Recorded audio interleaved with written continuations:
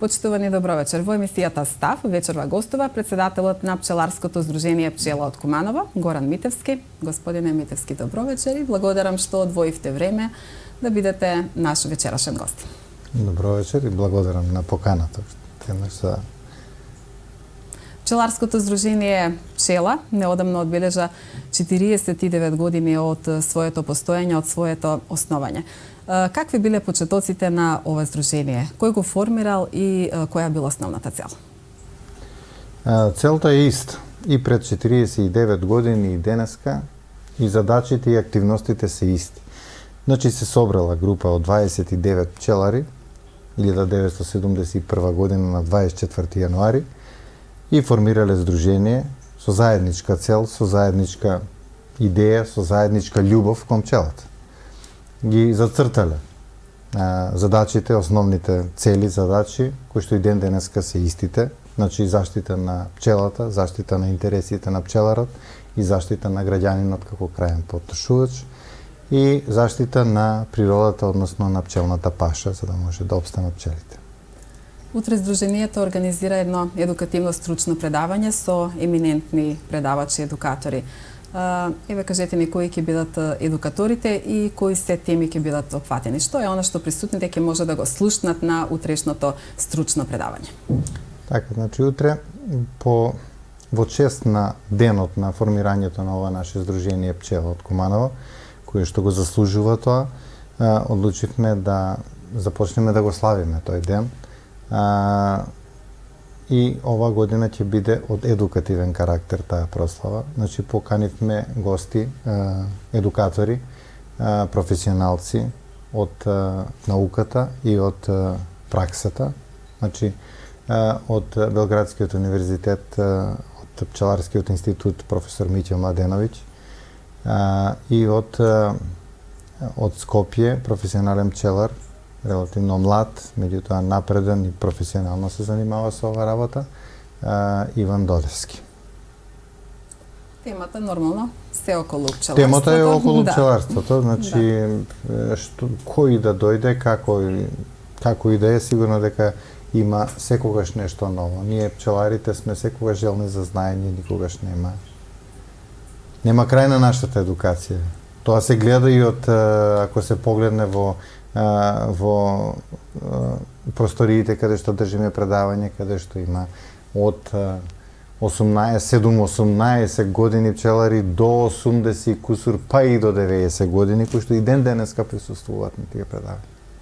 Освен едукативни предавања, организирате и други активности согласно програмата на здружението, но едно од највпечатливата активност можеби е и манифестацијата, саемската манифестација Денови на мед. Да. Значи нашата програма, за да ги реализираме нашите цели преку активности кои што ги обавуваме преку цела година, на прво место ние, значи, едукацијата на пчеларите, преку која, значи, сакаме да ги обучиме пчеларите за да добијат поквалитетен продукт, поголема, повеќе продукти и да ја заштитат пчелата. Тоа е што се однесува до едукативниот дел. Саемската манифестација, како што рековте, дека секоја година традиционално, ова година ни беше 2019 ни беше јубилејна, 20 години поред ја организираме ова манифестација. Тука целната група ни е граѓанинот. Граѓанинот да се запознае, односно да се сретнат главните произведувачи на пчелните продукти и на пчелите, со граѓанинот да биде информиран, да види како се употребуваат пчелните продукти, кои пчелни продукти имаме ние, со што располагаме и така. Кога вие лично започнавте со одгледување на пчелите, колку кошници со пчели одгледувате, во кое населено место, каде ги одгледувате и како? Многу лесно. Мојата пчеларска историја е малку измешана, можам да кажам, меѓутоа реално активно се занимавам од 2009 година. Инако сум професор по сточарско производство, меѓу другото тука имам и предмет пчеларство. така да тоа комуникацијата односно преку наставата со учениците, едноставно ме тераше да мораше и практичниот дел да го реализирам за да може да биде комплетно наставата. Така да тоа ми успеа, ги поврзав тие две работи, така да од 2009 година започнав со активно пчеларство. Имам некаде околу 100, преку 100 пчелни семејства, кои што ги одгледувам воглавном на две локации, тоа е во село Градиште и село Пезово. Значи во тој према Свети Николе, тој регион е моето место. Во меѓувреме сум имал на повеќе места со селидба, во испробување во одредени региони. Меѓутоа за сега таму ми се локацијата и нормално матичното во училиштето, училишниот пчеларник, кој што јас го ажурирам заедно со учениците, кој што е неговата е сосема друга цел намена. Постои ли интерес кај, веќе кога го спомнавме пчеларникот во Киро Бурнас, постои ли интерес кај учениците за оваа дејност? Сметате ли дека во иднина ќе произлезат млади пчелари од ова училиште? Да. Да, нормално е дека не може тоа е средно стручно образование кој што не е усмерено само за пчеларство, има пошироки повеќе струки, повеќе области кои што може да се изучат во тоа училиште. Еден мал дел, еден мал сегмент и пчеларството. Така да јас сум задоволен како професор по пчеларство да секоја генерација излегува барем по еден или по 20. Значи, јас сум задоволен барем по еден ученик да излезе со интерес и со започнување на бизнис пчеларство. Или хоби, или бизнис, кое што е малку релативно. Вам одгледувањето на пчелите ви е дополнителна дејност, но може ли од оваа работа, од оваа дејност да се живее? Колку минимум пчелни семејства се потребни за да може да се живее од производство на мед? Точно, на мене на второ место ми е, не би можел да кажам на второ место, затоа што мојата љубов и мојата обсесија во последниве години ми е пчеларството. Така да воопшто не сум засегнат со профитот од пчеларство и токму и тука се темели успехот на еден пчелар, заради тоа што пчеларството е специфична гранка, специфично занимање, кое што не може да има многу калкулации, многу математика во работата. Дали може да се живее, многу сме наизложени сме на средината на климатските фактори. Значи, некоја година може воопшто да нема, може да бидеме со загуби. Меѓутоа, некоја година ќе биде рекордна. Така да, ако собереме, значи можеме да правиме калкулација, математика на повеќе години. Можеме да сметаме дека се исплати. Се исплати сигурно. Се исплати највише, на мене, ја најповеќе сум задоволен од пчеларството, што најдов еден мир, едно спокојство, една љубов, не дека е лежерна работа.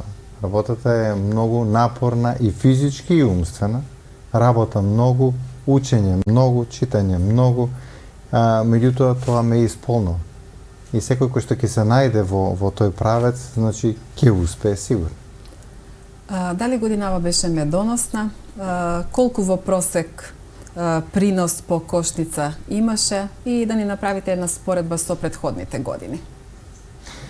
За нас многу пчелари ова година рекоа дека е рекордна година за нив. Меѓутоа, кога направивме една анализа, една анкета во Сдруженијето, дојдовме до една бројка од 12 килограми по кошница мед по пчелно семејство. Така се пресметува, нели, не само тие што ќе дадат, но вкупно колку и располагаме со колку пчелни семејства. И задоволни. Повеќето од пчелари се задоволни. Задоволен сум јас, секогаш сум задоволен, никогаш не се жалам од година, нели, такво е какво е. Јас моето го направив.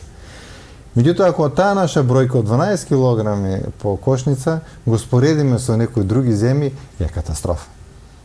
Значи, во однос на европските земји кои што имат преку 20 килограми кошница, земји кои што имат 30 килограми, 50 килограми по кошница, а ние со 12 задоволни, презадоволни.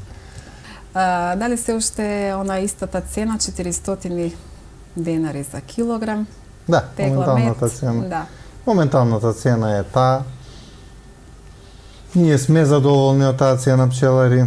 Споредувајќи, значи ние ги следиме пазарите и во соседните земји, во Европа и во светските рамки, така да сме задоволни од таа цена спрема прилагодена спрема стандардот и спрема количината која што ние можеме да ја произведеме.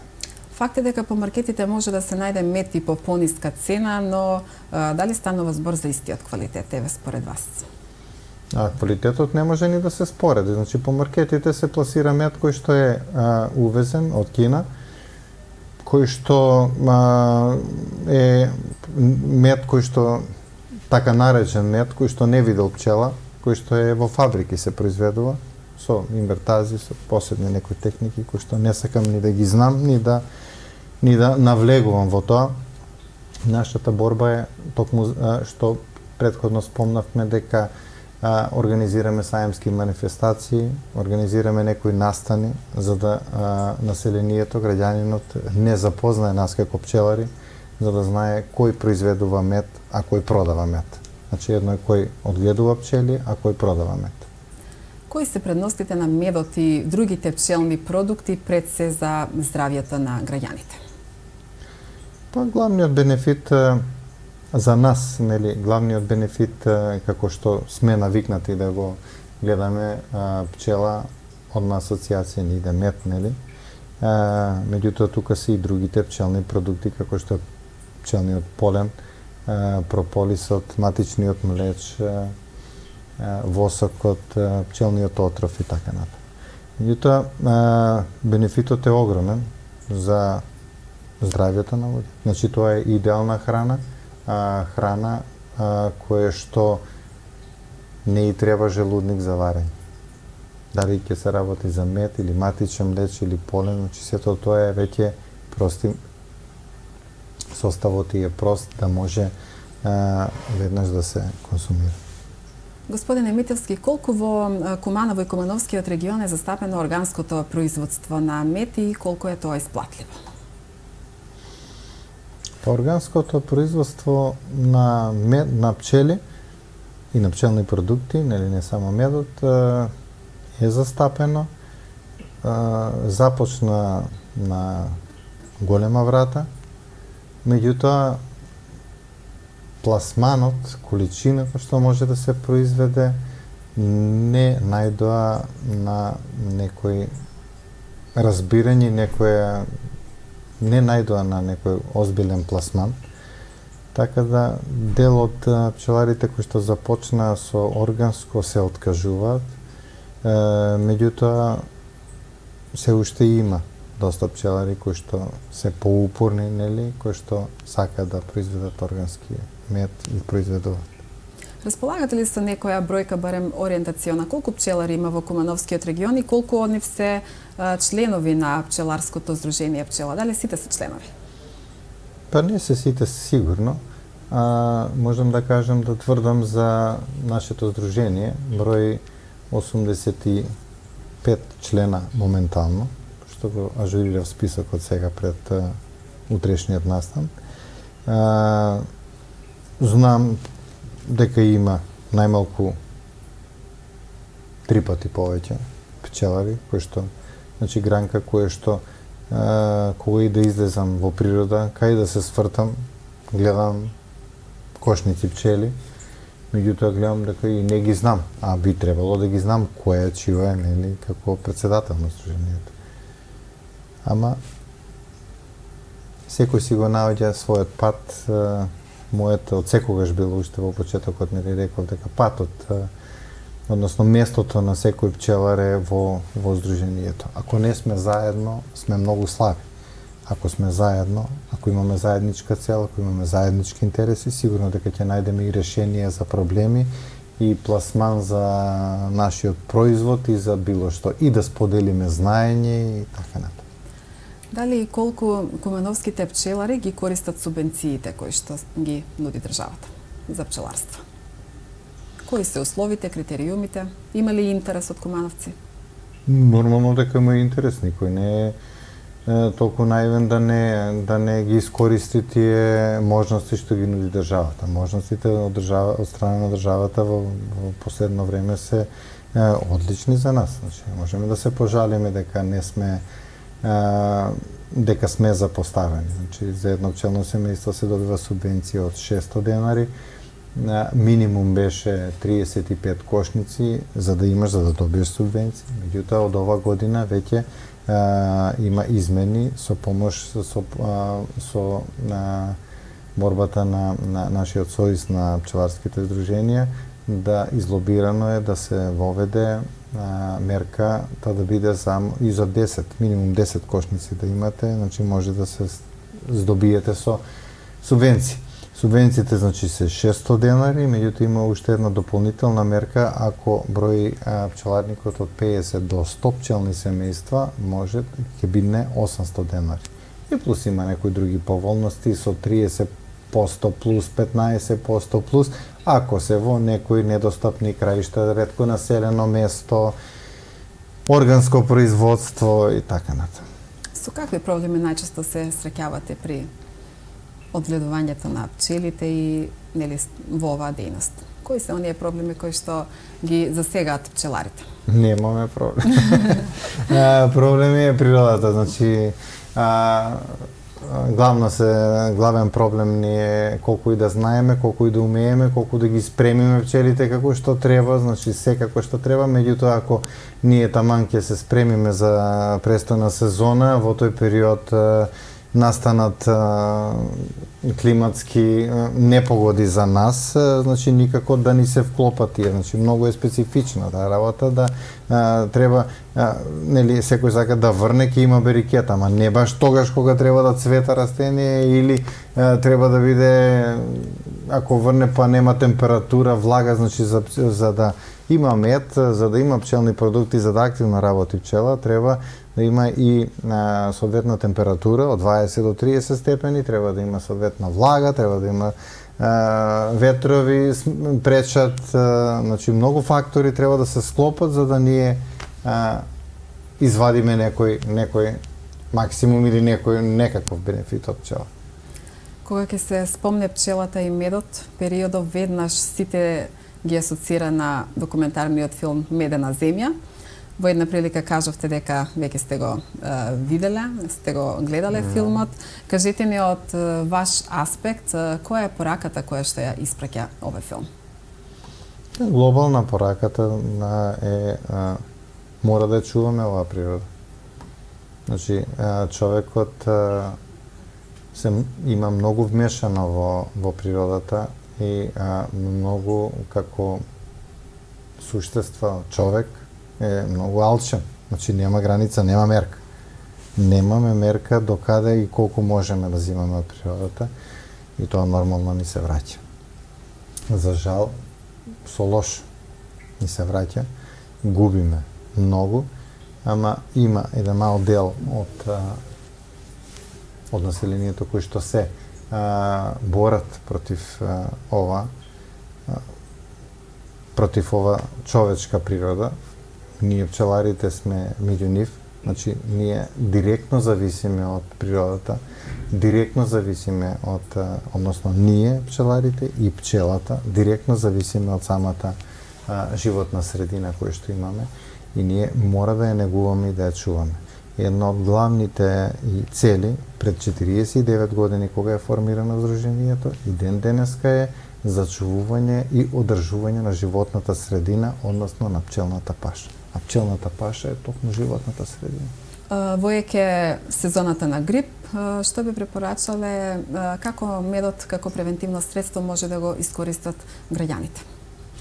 Како превентивно средство пчелата со своите продукти е идеално, значи, али како исклучиво како превентивно или како помош ако дојде до некое заболување.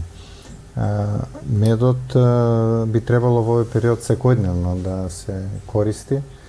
Меѓутоа, не само мед, туку за подобрување на имунитетот на луѓето, многу е значаен матичниот млеч, подпомогнат со поленовиот прав и прополисот, кој што исто така е како природен антибиотик. Пошто не има главна некоја обележие, дефиниција за пример, ај последниот го спомнав прополисот. Прополис е најдобар природен антибиотик. Матичниот млеч е најдобар биостимулатор и подобрувач на имунитетот, што истите својства ги има и поленовиот прав. Меѓутоа, заедно кога се во комбинација е нешто најдобро.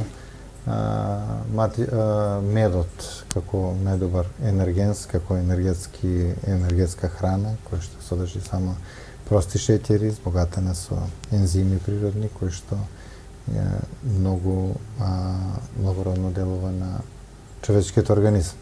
Господине Митевски, пред крајот на емисијата само останува уште да ги поканиме заинтересираните пчелари и други граѓани на утрешното едукативно предавање. Кажете ни каде ќе се одржи, во колку часот и колку време ќе траат предавањата. Така, значи, утрешниот ден е наменет е од едукативен карактер и е наменет за сите пчелари, за сите љубители на пчела и пчеларство. Значи, не само оние кои што активно се занимаваат, има многу потенцијални кои што има што да слушнат, има што да научат. Овој настан ќе се одржи утре со почеток во 10 часот во просториите на комитет во Куманово. Сите се добродојдени. Ви благодарам уште еднаш на гостувањето. Во некоја следна прилика ќе разговараме и на други теми од областа на пчеларството. Ви благодарам. Благодарам на вас за поканата. Тоа беше се за вечерва. Вие останете со програмата на Телевизија Плюс. Пријатна вечер.